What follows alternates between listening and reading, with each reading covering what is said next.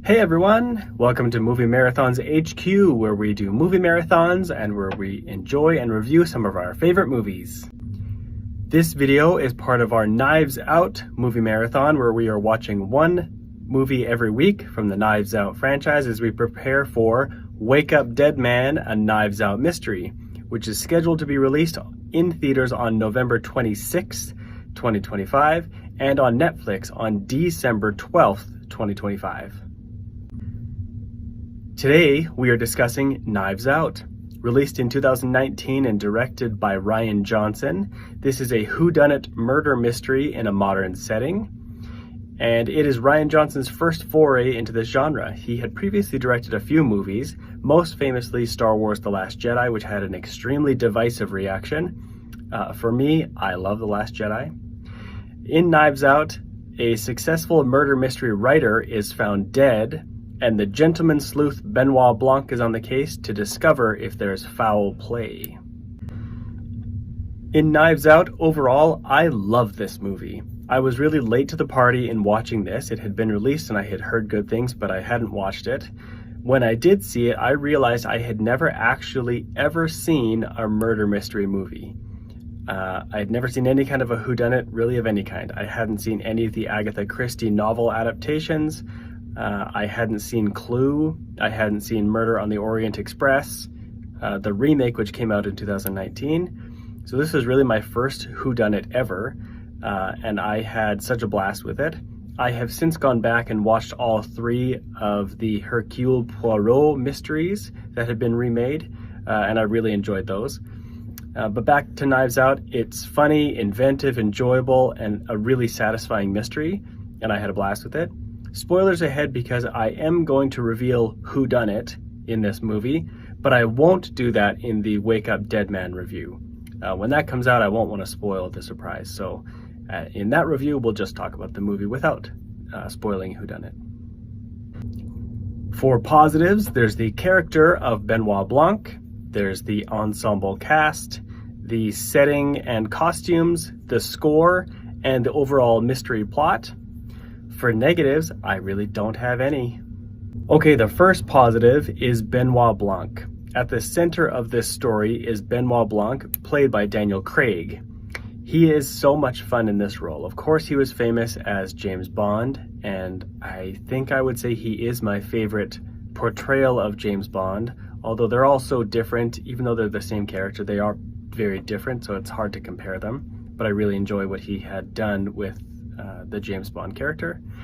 So seeing Daniel Craig as Benoit Blanc was a lot of fun. It looks like he's having fun. He has this insane southern drawl.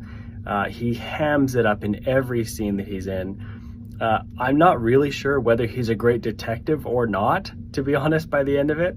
And the character really could have fallen flat when they were cooking this up and they decided to put him in there. It really could have not worked, which I think would have spoiled the whole movie. For some viewers, maybe it doesn't work, but for me, it really does. I really enjoy him in this role. I love how he sounded, how he looked, how he acted, how he reacted. I just loved everything about him, and he was so much fun in this role. The next positive is the ensemble cast. I recognize now that whodunits and these kind of murder mysteries often have a stacked cast. That's part of the fun. And it really needs to be that each of the characters is intriguing and has some kind of a connection to the story. Otherwise, it might not be as much fun to try to figure out who the murderer was. In the case of Knives Out, it's an extremely stacked cast. Aside from Daniel Craig, we have Lakeith Stanfield, Ana de Armas, Christopher Plummer, Jamie Lee Curtis, Chris Evans, Toni Collette, Michael Shannon, and Don Johnson. 10 out of 10, all of them. All of their characters are really memorable and enjoyable. They're not necessarily your best friends or characters you'd want to actually know in real life, but they all work in the story. They all have something going on. There's also quite a few other characters, but these are kind of the big names that stood out to me. So just seeing a movie with this kind of a talented cast is a lot of fun. So that's certainly a positive if you like any of those actors. Next is the costumes and the setting.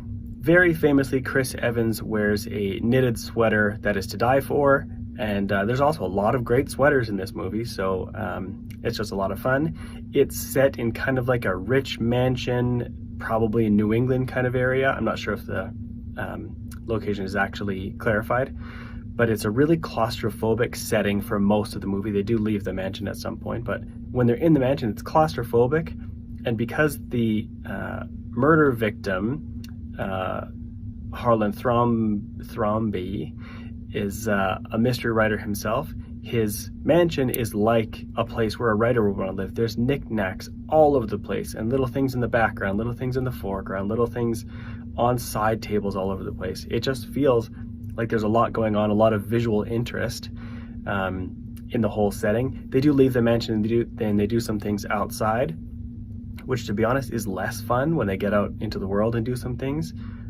Something about that just feels different. And then they get back to the house and you get that same homey but claustrophobic feel. So the costumes and the settings are a lot of fun, just kind of painting the picture around the movie and around the plot itself. Another positive that I forgot to mention when I was recording my review is the score. The score in Knives Out is really, really good. It's loud at some parts and quieter in some parts, and it kind of comes in to cut the tension or to increase the tension. I just feel like it really stands out. There's some strong violins. I'm not super musical. So strong violins that come in throughout the score. The score is done by Nathan Johnson, so that's another positive. Now, how might Knives Out connect to Wake Up Dead Man? So really the way that these kind of whodunits work is that the characters would not make sense to come back in another movie. Benoit Blanc goes in and he figures out whatever mystery is going on, and then he solves it and then leaves them. It wouldn't really make sense for any characters to be in his next murder unless there's some kind of a weird connection where they're involved in two murders that happen to involve Benoit Blanc. So we don't see the ensemble cast return in Glass Onion: A Knives Out Mystery, and I don't expect they'd return for Wake Up Dead Man: A Knives Out Mystery. Benoit Blanc will be back in Wake Up Dead Man, of course. It will be some kind of a different murder that he's solving, so I look forward to him returning. He's kind of the central piece in this whole franchise, and it would make sense that there's new ensemble casts every time. So not much connection other than it'll just be Benoit Blanc's next murder to solve. So that's my review of Knives Out. What did you think of this movie? And how do you think it may connect to Wake Up Dead Man: A Knives Out Mystery? Make sure to let me know in the comments. Follow Movie Marathons HQ on Instagram, TikTok, and YouTube, and you can also follow Movie Marathons HQ on Letterboxd, where you can see all of the movie marathons we have going on at the moment, including the Knives Out movie marathon, which is really just 3 movies. But still, if you want to follow it, that's where it is.